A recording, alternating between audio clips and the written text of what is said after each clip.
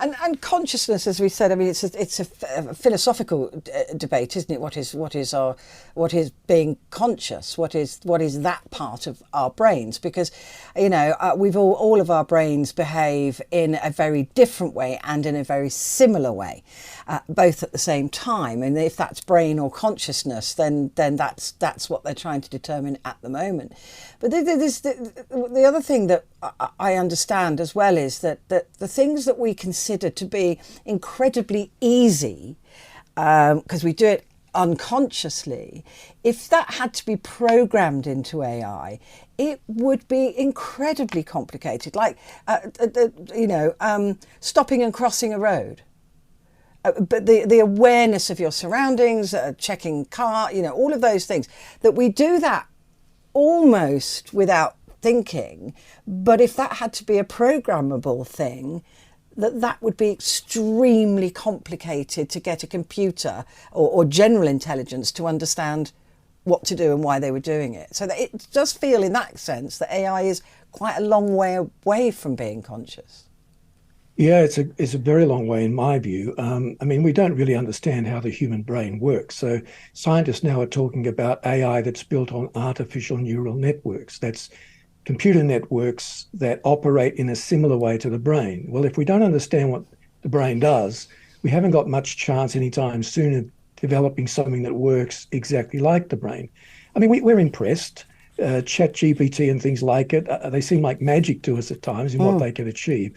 But they're running, we mustn't forget, on mainly human-generated data.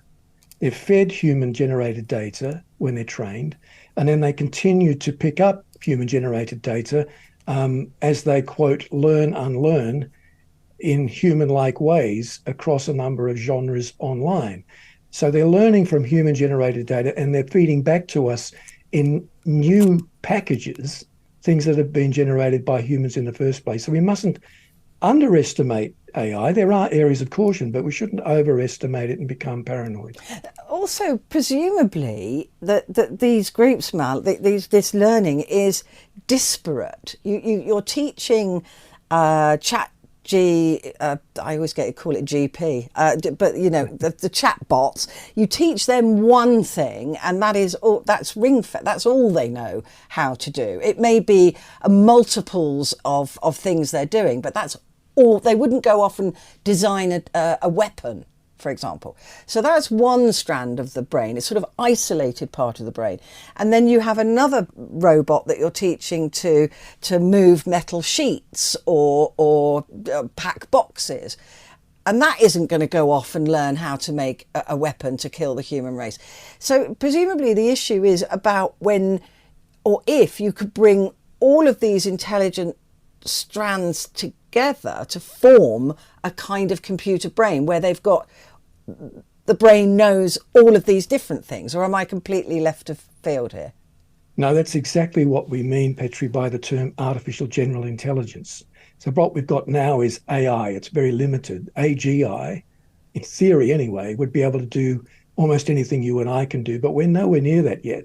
And you're absolutely right. It is sort of sequestered learning. It's in categories. So we take ChatGPT because most people are aware of it now. Yeah. It's a large language model, so it's trained using huge amounts of language-based data. But as you suggest, it's not much good for other things, which is why we have to train other forms of generative AI in music and visuals. Yeah. They're totally separate, so separate package. So yes, there are categorizations going on, but we don't have AG.